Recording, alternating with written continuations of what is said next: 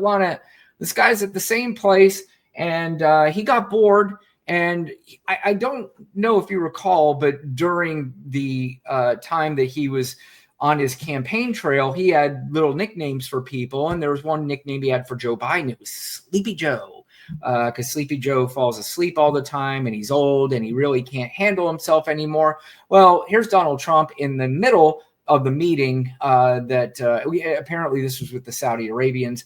And this is him while Fox News is talking about some of the things that went on at this meeting, but they zoomed in on him, and it's pretty interesting to see what happens with old Donald, being now out of Saudi Arabia. And Mohammed bin Salman is saying we need a resolution on a Palestinian state. And I don't necessarily recall several years ago, pre-October 7th, as that being a demand that he had necessarily stated publicly. Do you think his position has changed, or do you think the way he has expressed himself has that? You recognize that move, Lana, don't you? I mean, anytime you're in the place and you're falling asleep and you're kind of doing that head lift thing, we all know what that means. And let's not pretend, although the flying monkeys, you know what they'll say, he was praying. Of course, he was praying. I thought they would say he's jet lagged, like he didn't sleep the whole time on the plane. Maybe that's one, because I always hear whenever they show him falling asleep like he did at the Pope's funeral, when nobody else's eyes were closed, they would claim that he was praying. But I find it ironic that the guy who makes nicknames, and one of those nicknames was Sleepy Joe, he seems to not be able to stay awake during very important meetings. Important meetings. Well, Fox News is zoomed in on him falling asleep. Hilarious. But again, his supporters would not say that. Like you said, they say he's flying, he's praying, or he's got jet lag. He's fine. Well, his supporters might be really confused by this next clip, Lana, because again, this is something else that they made fun of Joe Biden about, where he doesn't really know where he's at, and he's going and he's walking one place and we have to redirect him to somewhere else. Apparently, it looks as if there was an executive order that he was talking about, but he actually needed to sign it. And this is what happens when he gets up out of his chair and finally awakens from his slumber there. This is what happens. Signing on behalf of the United States, the Honorable Donald J. Trump, President of the United States of America. I want to point out that if you heard in the beginning, the lady even said signing, so it's clear that there's an indication that he needs to sign something. Like, what? So here he goes. He couldn't even get out the chair, if you know. He looks like somebody that won an Oscar, and they always walk the wrong way off the side of the stage. Look at this guy. I think we're looking at the end, Lana. Oh my God. Look at this. Oh boy. What the hell? And no clue what he's signing. No clue. He was sleeping for the past 20 minutes, and this is the stuff that they're hiding. He's like jumping up. He's like, oh, they said my name. He was so confused with what he didn't even know what he was. No, he didn't. And what's funny is, so Joe Biden obviously was old, and I am starting to see a lot more. Joe Biden's in the news a lot more now because this fucking idiot, Jake Tapper, decided that with all the stuff going on in this country right now, that he decided that he needed to write a book about Joe Biden and his non-capacity during his last year of his presidency. Now, I don't think there's anybody that would deny that Joe Biden was older and he was slower. But I don't care what book you come out with. I don't care what anybody says behind the scenes. There is nothing, absolutely nothing that will convince me that what we are seeing today is in any way, shape, or form, even in the same league as Joe Biden. And I would say that if Joe Biden accomplished nothing, Joe Biden is one of the most, if not the most accomplished president of our lifetime. He's a good man, and that dude knows how to talk to people domestically. That's how he got a lot of things passed during his administration that were bipartisan, and he knows how to talk to people on the international stage. even though they might have seen Joe Biden be a little slower and heard that he was slower. There's no question. The people around the world respected Joe Biden 1,000 times more than they respect this fucking dipshit. And it pisses me off that they are really going out of their way to do this shit. The fucking Democrats better learn how to play this game a little bit better, because they are losing. And the reason why they're losing is because they're doing dumb shit like this. Democrats?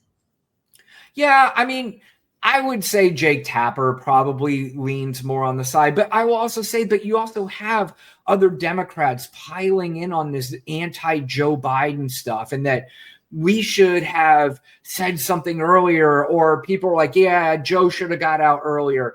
None of that means anything right now. None of it. Yeah, I agree. I haven't heard it.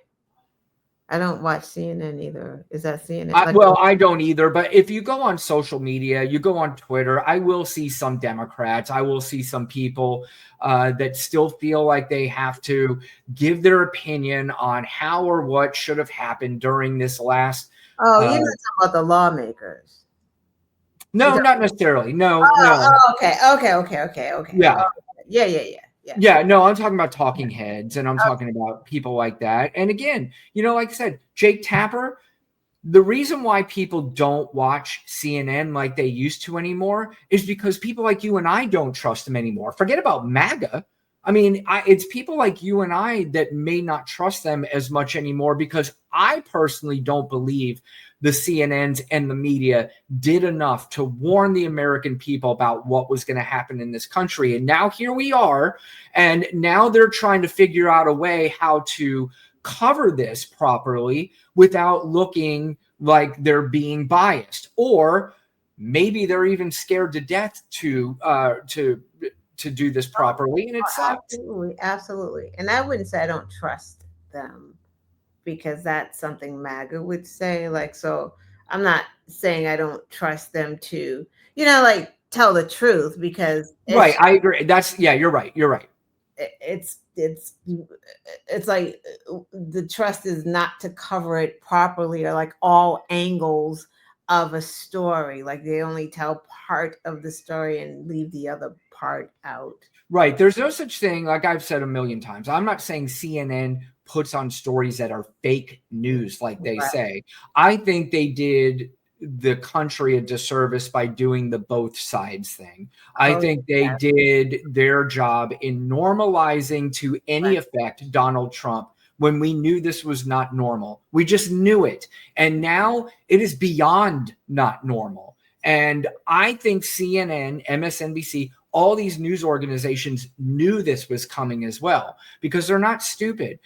I mean, how many Democrats warned?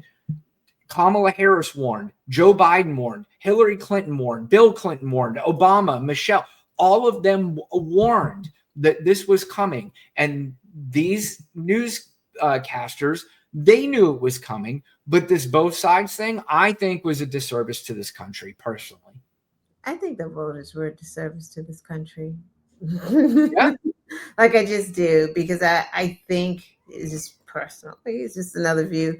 Like, I think like the people who sat home or didn't vote or voted for Trump, I don't think that those are the same people that were looking at CNN or MSNBC and not getting like the full story. I think these people just didn't look at anything. Like, I really just don't think they podcasts. Yeah, exactly. Right. So like, I blame, just like now, we are in it's past constitutional crisis. We're just in a fucking crisis, right? Yeah, no question.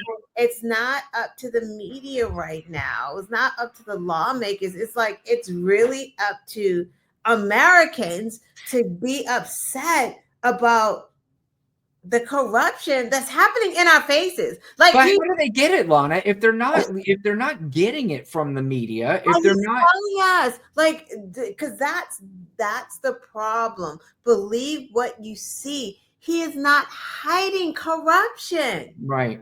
So like, you don't have to go on CNN or MSNBC to know that something is not smelling good in Denmark or whatever the saying is, right? Like, you don't have to do that.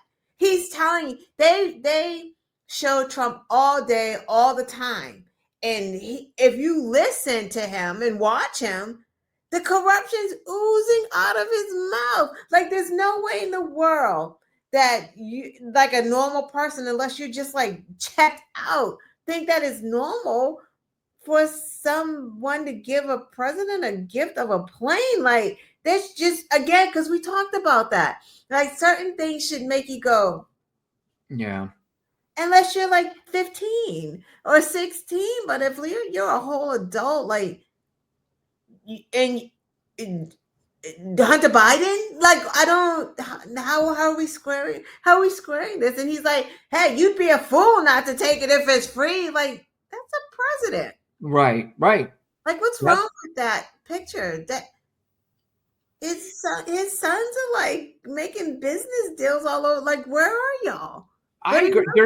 There's responsibility, I think, all over the place. And when you were saying that, the first thing that popped in my head is it did remind me of the 2008 financial crisis, where there was all kinds of different people to blame. You had the buyers who went in there, who went in uneducated and did not do their homework on why they really should not do this. Then you had the bankers who were taking advantage of the people who were buying, or the loan officers, or whoever it was.